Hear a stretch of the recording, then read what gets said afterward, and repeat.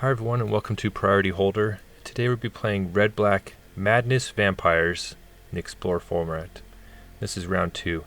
And the reason I wanted to revisit it is because since the first time around we received some really big upgrades, most notably Markov Baron from March of the Machines Aftermath. This is just exactly what this deck wanted. It's a vampire lord that you can madness out, and it has Convoke for good measure. And so this is a really big upgrade as far as our madness vampires go, and it's just a rest in peace, incorrigible use, because this is a huge upgrade. So this made me really excited to revisit the archetype. Also, some more Shadows over Innistrad block got added, and we picked up Stromkirk Condemned. And so this is another lord where we, Merfolk, you get the lords, and they just give everything +1/+1. Here, you would think that we have to discard. No, we get to discard to get our boost right here. And so we discard and we get a momentary lord effect from these.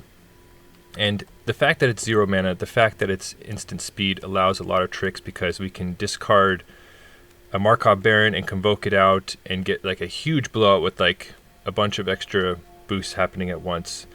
Rounding out the madness creatures, we have Asylum Visitor, which can help us grind out matchups if we run out of cards or they run out of cards. And we also have just some other all-stars. Voldaren Epicure and Bloodtithe Harvester, just known, reputation of being really strong. They create blood tokens, which can be, madness enablers for us. Falkenrath Pit Fighter is a lesser enabler, but can do it in a pinch, and just an aggressive creature. And sort of rounding out our lord effects, this is our pseudo-lord, Vampire Socialite, can give counters to everything. And then the sort of other nifty thing we going on, we have Claim to Fame. Almost everything we can in this deck can be claimed back, and Fame gets us, it allows us to steal some wins with some like haste going on. So that's what's going on. We try to go aggro and then use the sort of natural self-discard sub-theme of vampires to get some extra value from that. So anyway, let's jump into some games. Alright, pretty good looking hand. Might take a little damage off Agadeem's Awakening, but we got early plays, so a third land would be really nice, but we'll have to see where it goes. But turn 1, 2-1 is just a classic Magic opening, makes you feel great. Now we're playing against Yorion. No matter what style of Yorion, you're just in for shenanigans. So Merfolk Branchwalker, just a classic from the old original standard days of Arena. Okay, so decisions here. We could bolt in Awakening to Fatal Push to have a clear attack, play a second Pit Fighter. I opt just to attack in, and this I think was, let's see, what was it? Yeah. Thought about it for a second and thought it was better just to slam Bloodtithe Harvester. Maybe I should have Fatal Pushed and played another 2-1 to really put the pressure on, but anyway, they're already a really big inflection point early on in the game, as far as how that could have been navigated. So we'll have to see, thinking back on this, how things develop. But opponent fires off Growth Spiral, and they have a follow-up, another land. So they're ramping really quickly, and we could see that they're on Sultai mana so far. An untapped mana source was incredible right there. It's going to really help us. There is an argument for playing Markov Baron right there. I opt to try and flood the board. There isn't, there are some Wraths in black, but they're not as great as the white touching Yorion deck, so I'm not as scared. We could get blasted by something here, but seeing the fact that they weren't white, maybe more inclined to just spill everything out on the board, just make them have something, especially because we have Fatal Push to possibly take something down. So another classic Jadelight Ranger. Let me see a Binding of the Old Gods revealed. To see what they decide with that. Just a great value piece for Yorion to blink. All these things. So they seem to be sort of more like a Sultai grindy Yorion. Just value creatures, value enchantments, just trying to grind your opponent to dust at tons of value. Now, halting here because we have a lot of options. We have, you know, a clue token which we can crack and madness out Markov Baron using the convoke cost to help pay for it, because otherwise we're short on mana. Ultimately decide that's what I want to do. Try and decide which creature to use as part of the convoke cost. That's basically the only question. Once I commit to Markov Baron, just seems like such a powerful play right now. Opponent, you know, can just opt not to block, but then they're just getting hammered by tons of damage. And so, and we're, you know, if they do block, that's one less value permanent for them to blink with Yoron eventually. So we attack in, we have the Lord active. It's probably going to eat a Binding of the Old Gods. We're just trying to put the opponent on the back foot so quickly that they can't get their value engine going. Now this is brutal right here. The finality part of Fine Finality. Opponent has all the classics. Makes me happy. The old original arena cards. So, well, I'm not happy to lose everything, but happy to see those cards that are playing. And we're just a little tight on mana. Sort of clunky cards, but we do have like a sort of nifty claim situation. We can get Bloodtithe Harvester back, and we can just really turbo out our rebuild. Instead of using the Fame portion, I decide to save it and then get Asylum Visitor back. So we play two claims and then a Pit Fighter, and then already we've essentially got 5 mana permanents for 3 mana. So opponent's forced to fire off Binding, and they actually hit Asylum Visitor. They see, you know, that's a way for us to refill our hand fairly soon. So that's a pretty good choice right there by them. Bloodtithe Harvester already got us the value. So all right, so they shock in a land, which is really critical at this point. That puts them down to 11. They got Yorion. They're gonna have, you know, a beefy 4/5 plus a Binding of the Old Gods blink. So now Vampire Socialite is super interesting, and we have the extra mana. The Fatal Push doesn't seem relevant at all right here, so decide just to ditch one of them, just to see, you know, is there something better than Socialite we can find. And Markov Baron is awesome. That seems like a next turn kind of play. We could convoke it out, but decide it's better to get the Socialite out, because you can get, you know, we have a free shot for the counters, and it gets a menace creature on board. So it seems like a good play. Plus, you know, we could play the sort of guaranteed Lord, the Markov Baron, with more creatures on board. So opponent gets their land and plays Nissu Shakes the World. So that is scary. One, because it's just intrinsically good. It's going to be generating 3/3 vigilances. Also, because it's going to effectively double their mana production. So if they could find some way to capitalize on that, then we're in big trouble. Now, I thought this was going to be... Okay, never mind. Yeah, so they did it anyway. So they went ahead and did the Yorion trick. No, yes, Nissa enabled them to get enough mana to follow up with Yorion. So Yorion blinks Binding, and they cut down Bloodtithe Harvester. Now this is tough, you know, because, you know, the opponent is almost dead, but they also have Nissa now, and they have a giant 4/5, which just brick walls our stuff. So it's like, do we even bother trying to battle against Nissa? Do we just go straight for them? Because Nissa's going to get out of hand quickly with the 3/3 vigilances, which are just going to really match up well against what we're trying to do. So hesitating here, and, you know, not only that, we do have some like hasty action going on. So ultimately, this is what I decided to do. For mana efficiency, I decided to use Fame on the Pit Fighter and go all at the opponent. Just ignore Nissa for now, just trying to get them dead. This forces a chump block from Yorion, and or I guess a trade, not a chump block, and because the 2/2 menace gets through, and then we also get a Fatal Push down their creature land. So a mana efficient turn for us. Unfortunately, we're just sort of losing board presence, and Nissa is still active. So anyway, that was the line I went with. I'm Not 100% sure that was the right thing to do. Opponent fires off Growth Spiral. Because Nissa's just have like an infinite amount of 3/3 vigilances.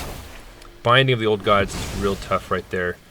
And I'm feeling pretty horrible at this point in the game. You know, they have a couple bindings. Like if they draw another Yorion, then we're in big trouble. But they have an unchecked Nissa. And opponent makes a slight mistake here. They pass through combat. They should have activated Nissa.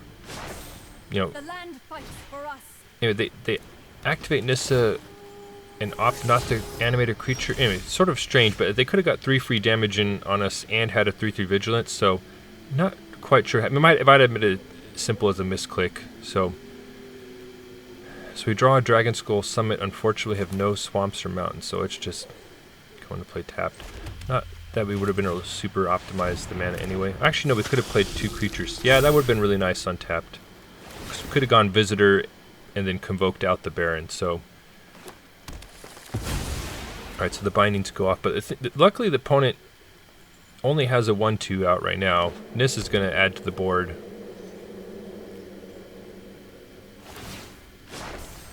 The land shall conquer you. Alright, 3/3 vigilance coming in. We just take it. We're trying to rebuild our army. And then opponent concedes. So that was really strange. You know, who knows what sort of external circumstances the opponent might have had. They might have had something come up where they had to leave right away. But it definitely did not feel we had the game in the bag by any means. It was not over, but you know, in the business we take those wins. Anyway, we're on to the next one, and opponent is contemplating their Thoughtseize right here, looking over the different options, and you know, it would have been amazing if we somehow could have madnessed this out, but we couldn't at this point. But that was I think a very good choice by them to Thoughtseize that specific card away, because they see the claims in our hand, or at least we had one at that point. So if they took a 2 mana play, we would have just been able to get it out for 1 mana. So it would have actually accelerated us instead of slowing us down. So that was a good read by them to take our Markov Baron. The opponent plays Bloodtithe Harvester. We go ahead and play one as well. Now we're on vampires. Bloodtithe Harvester is like universally strong, so it could be just sort of a red-black mid-range pile. Interestingly, they opt to just cut ours down with theirs, but it doesn't make sense at first, but then you see Graveyard Trespasser and it makes sense. And they already know we have claims in hand, so that was a worthwhile trade for them to remove a claim target for us. So now we can't bring back our Bloodtithe Harvester, and we're sort of flooding out here. So I pitch a land and then draw a land. So the claims, you know, when they're good, it feels amazing. It's sort of a nifty card, does some interesting things, but this is a situation where it just feels horrific. Like, we would want basically anything else in our deck besides the claims right now against an active Graveyard Trespasser. Now Fatal Push is tough. Honestly, we weren't really doing that much anyway, but Fatal Push allows them to exile with Graveyard Trespasser, so things had gone from bad to worse very quickly, and we need something now. We're dead. And then Fabled the Mirror Breaker, just a known powerhouse. We draw a land, and you know, I start, you know, thinking through the plays, like, all right, maybe we can draw this or do it. But the thing is, the opponent is just going to snowball, because right now we are not going to cast anything, and so their Vampire is going to flip, and Fable is going to keep progressing. I realize, all right, it's just over. It takes me a second, but yeah, eventually concede, and that's it for that one. On to the next one. So it's something to pay attention, like when evaluating the cards in this deck, is Claim to Fame right there was horrible. Against like active Graveyard Hate, it was pretty rough. However, opponent navigated that very well and just like completely neutralized what we were trying to do. But we start this game with Voldaren Epicure. Opponent shocks in and plays a Llanowar Elves, so we'll take the damage. Opponent's already at 17. Now, Llanowar Elves could mean a number of things. Like, it's good in ramp strategies, it's in Elves, so we'll have to sort of see how it plays out. The mana is a little awkward, like we can't run out Stromkirk Condemned right now. It's going to have to wait till a later turn. So, but Bloodtithe Harvester is still a nice play, building up our blood token count. And unfortunately, Dragonskull Summit at this present time comes into play tapped. Might need to clean up the land situation because we've already been burned a couple times of not being able to run things out. And things like Stromkirk Condemned and Bloodtithe Harvester put pretty strict requirements on our mana. Decide with our mana situation to convoke out Markov Baron and attack him with Bloodtithe Harvester. They could kill it, you know, it would basically undo, you know, I decide either going to take a ton of damage or we're going to trim down their army a bit because we don't want elves to go too wide at all. So opponent decides to take the trade right there. And we're just bracing ourselves for impact because they have 4 mana. There's a lot that could happen right now. Opponent's thinking about it. Clan Caller, there's Lord number 1 for them. Elvis Visionary, we're feeling their hand. And already, like, it's feeling like panic mode a little bit because there's just so much happening. There's, you know, it's tricky to try and figure out what to do. But decide, you know, we're a little choked on black mana. Like, we need to get our black spells out. So decide to play Stromkirk Condemned. It gets sort of like another functional vampire lord out there, and we might be able to like whammy them with some attacks. So go ahead and attack with Voldaren Epicure, and the opponent opts to try and trade. You know, they're worried about their life total, seeing that we have lords as well, but they fall like right into our trap right here. We have an active trick with Stromkirk Condemned, but this is like the whammy you dream of when you build the deck. Now we're discarding Markov Baron and convoking it out, so it's like giving everything for this turn a +2 boost, and so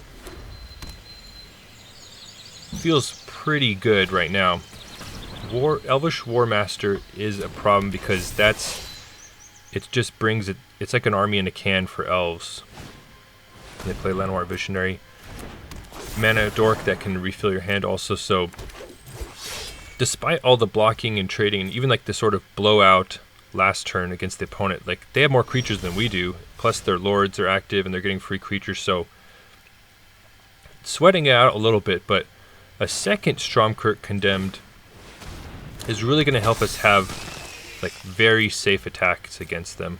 So just decide to slam in because the opponent has to do some blocks or else we just straight up kill them. So opponent's going to line them up.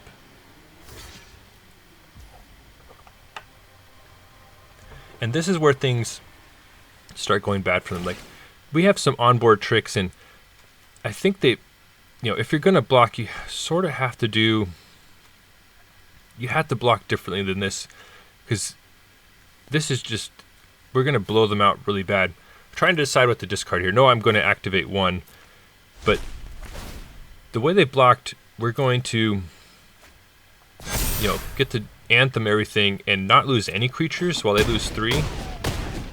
So that was pretty tough. Granted, like, we were putting them in a pretty tough situation, but those are some rough blocks right there. I would have tried the double block Markov Baron, for example. The opponent is still, you know, in this. They have, you know, healthy enough life total, and here come the elves again. Leaf Crown Visionary is super, super scary because that's going to allow them to refill their hand. Fortunately, they didn't have a mana for it that turn, but just like that, I mean, this is the power of elves right here. Like, look at this. Like, how many creatures of theirs have we killed? And once again, they have more creatures than us. So, however, all of our lords are still standing. Now, claim, this causes like a combinatorial explosion right here. So, you know, we can discard it pre-combat, you know, to Stromkirk Condemned, and like then play the combat part of, you know, play the fame part of it. Anyway, there's so many things you can do. There's Vampire Socialite, but you also might want cards in hand to activate both Stromkirks if you need to. So running through those sort of calculations right here, we have some great attacks, but I'm just trying to optimize it correctly here. If there's some sort of Like, we could pre-combat animate something with Claim, give it haste to send that in as well, but then that's one less Stromkirk we can activate. So opponent's in big trouble right here. Like, we have some massive damage coming in. And you can see they're agonizing over the blocks. And so I'm running through all these calculations, like, okay, like, how many times do we need to activate to win combat? I'm looking at the Voldaren Epicure, but then eventually I realized, like, wait a second. They've left 8 damage unblocked, and we have 2 Stromkirk activations. So opponent just is dead right here through the activations. And yeah, this is me just carefully making sure I activate everything correctly, but the opponent's dead yet. Even just through the first activation, they're dead. So a really good showing for Vampire. We essentially out-elves the Elves deck, like with our Lords and our strategy. So that was fun. On to the next one. A little bit shakier of a hand because all of our early plays are red. Yeah, our early red mana comes into play tapped. So we do not get to deploy with quite the speed we'd like. Once again, the mana base might just need tuning. Like, it might be a little clunky for what it needs to be. This is sort of like my nemesis in the format, the Angels deck. So we see a turn 1 Speaker of the Heavens. Fortunately, I already played it like a mostly vanilla 2-2 right here. That's just going to hold off the Speaker. Trilasar Moondancer. So at first I was like certain it was, what's it called? Angels. But this seems to be like a life game deck with sort of a Johnny's Pridemate, Trilasara kind of explode with a bunch of counters.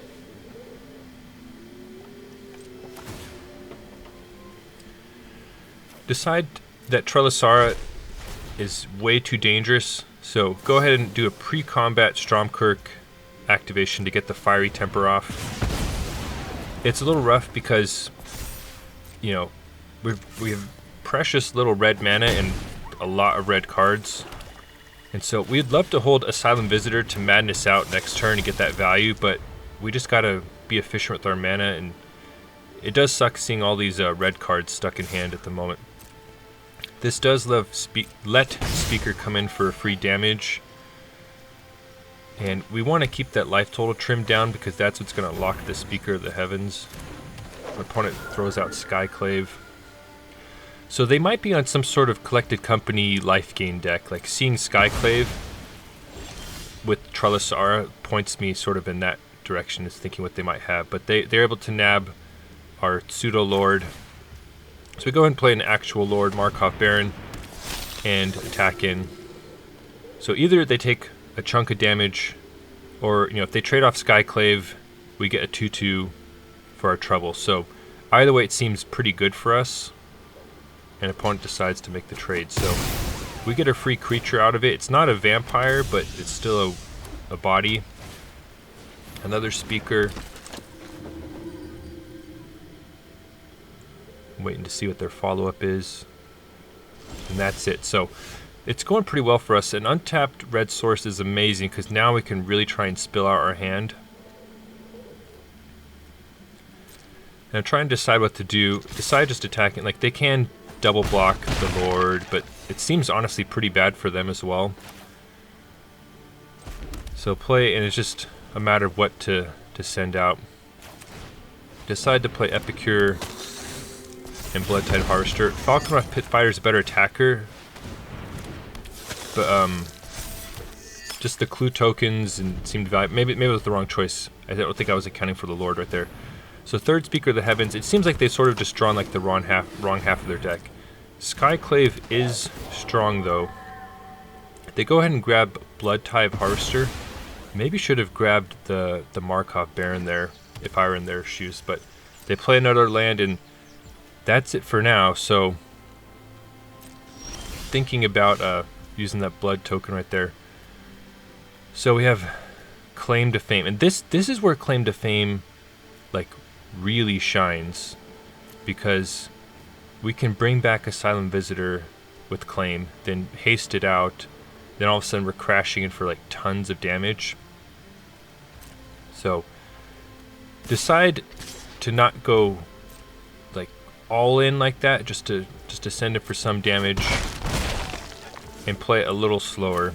Just send out the Falkenrath Pit Fighter and do a post-combat claim. This is where Asylum Visitor gets to shine because both us and the opponent are empty-handed, so now it's like triggered ability is going to go off. So we're going to start getting card advantage off it. Resplendent Angel. So that could be a real problem if they can ever piece together enough life gain just to even get one angel off it. Now these blood tokens are pretty nice here. We're able to pitch the land to try and get some action. And then decide just to keep it. I don't know why I kept it. I should have just thrown it right to the other blood token. I might have thought I was out of mana, but that was a small mistake there. So despite the Resplendent Angel, the opponent's in a precarious spot because we just have like a lot of damage right here. Stromkirk Condemned. We're able to do a lot right here. We're able to haste it out with the Fame in our graveyard. And then, you know, we have an activation in, you know, with the card we left in hand. So we smash it with everything. Like, opponent can like maybe survive, but it's gonna be bad. So they pack it in and we move on to the next game. Now this hand is just it's okay. It's a little strange though. We have a lot of Pit Fighters. Not a lot of red mana. Like the Hive of the Eye Tyrant, if that was like a black-red shockland, like a Blood Crypt, it allows us to sort of spill our hand more efficiently.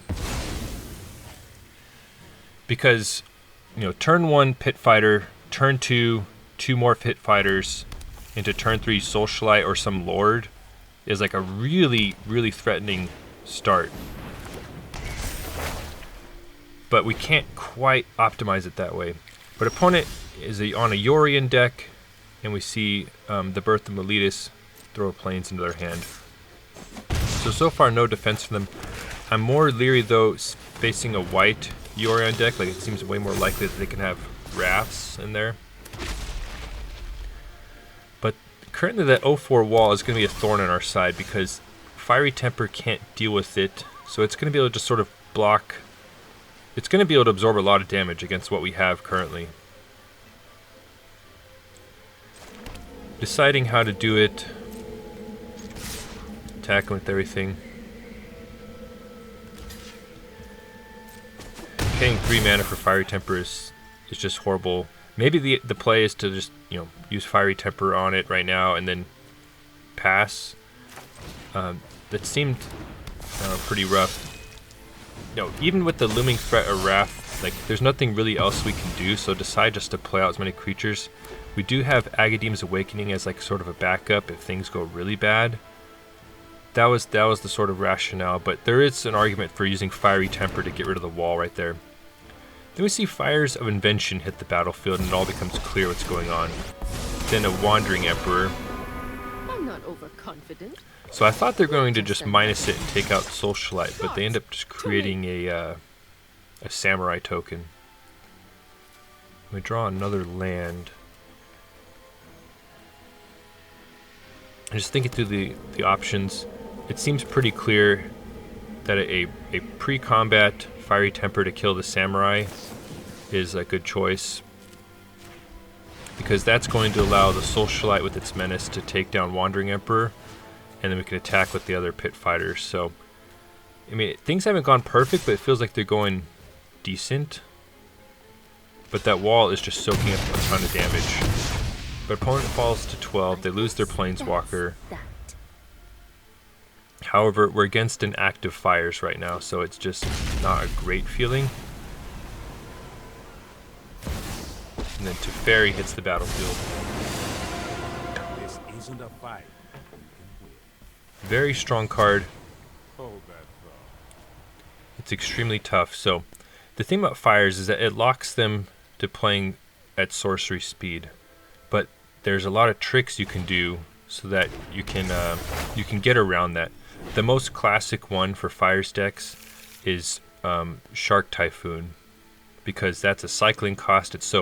it's an instant speed creature. That also draws you a card. So with your Fire's mana that that you're left open with, in theory going to waste, but in practice doesn't go to waste because you have things like Shark Typhoon. So and one, speak of the devil, there's Shark Typhoon. So opponent's able to make an instant speed 3/3 and still use their mana. So Fire's Invention effectively gives you like double mana on your turn, and then if you have instant speed ways to use your untapped lands, then it's effectively triple mana. So strong play by the opponent, taking down one of our pit fighters. Wall soaks up even more damage. Could have played land and sent in with Hive of the Eye Tyrant also, but I was a little worried about Shark Typhoon. And yeah, honestly, that might have been better. Save the Epicure, attack in with Hive of the Eye Tyrant. Yeah, I'm not sure. That's a tough call.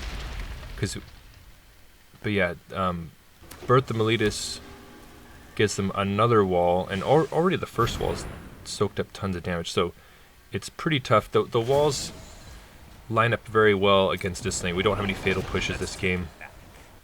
Teferi tucks our vampire.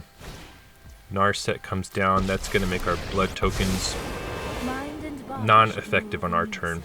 Narset's going to dig them for some cards. So we could feel like sort of the vice grip tightening on this game, like opponents starting to gain control and start snowballing.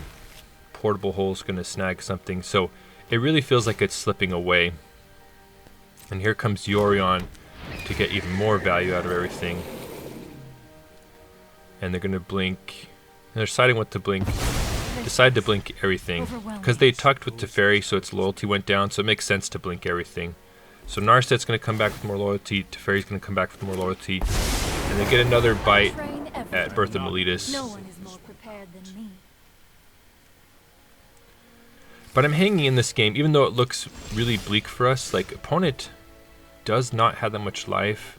We do have like a menace creature, a couple menace creatures, and Agadeem's Awakening to buy things back.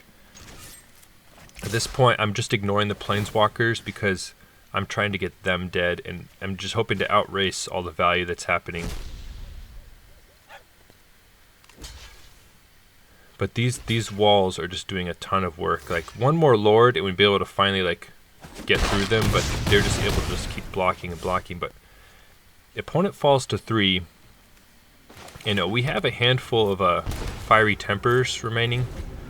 I go ahead and shock that land in because I don't think the damage would be super relevant in the game state right now. And it gives us the option of activating Blood Token on their turn and avoiding Narset's card draw block. But opponent drops Agent of Treachery and steals our Hive of the Eye Tyrant, which is one of the important things in this matchup. Portable Hole grabs our Pit Fighter. And so we're just running out of options. I'm not conceding though because we do have outs. Like, one Fiery Temper off the top wins it. However, our Vampire Socialite we know is the second card, so the cleanest thing would to just win the game would just be Fiery Temper off the top right now. Be really, really nice. Another Shark Typhoon. There's the win condition. So you could see me transitioning to triple speed here because there's still some game left. So we do not get the Fiery Temper, we get a Bloodtithe Harvester.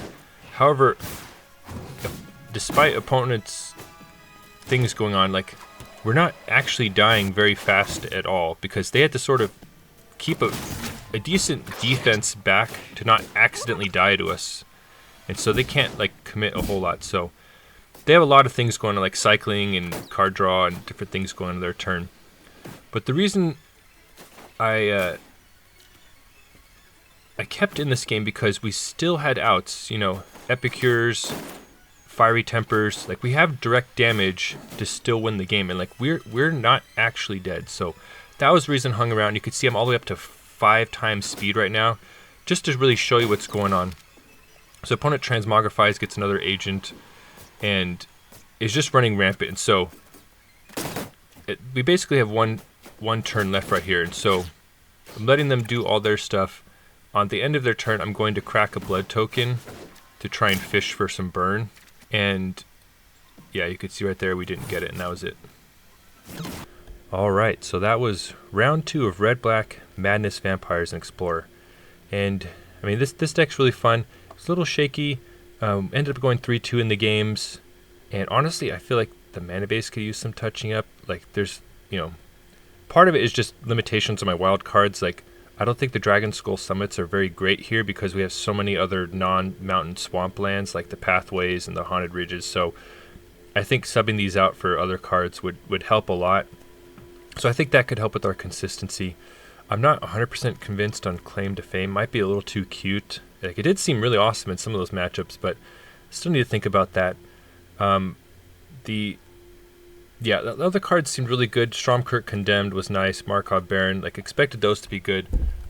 Another card that came out is Falkenrath Gorger. This will sort of unlock the real madness and make every vampire be able to have madness as long as it's on the battlefield. And not only that, but it's a really aggressive creature.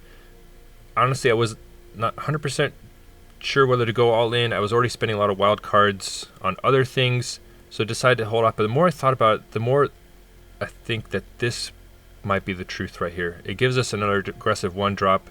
We can lower the curve. You'll have to do some more tuning, but it can make it way more lean and also a lot more madness. So I think I'm going to put the wild cards toward this and try it out. But yeah, it seemed pretty fun. But yeah, let me know in the comments, do you have any favorite red and or black vampires? Anyway, thank you so much for watching, and I hope you have a wonderful day.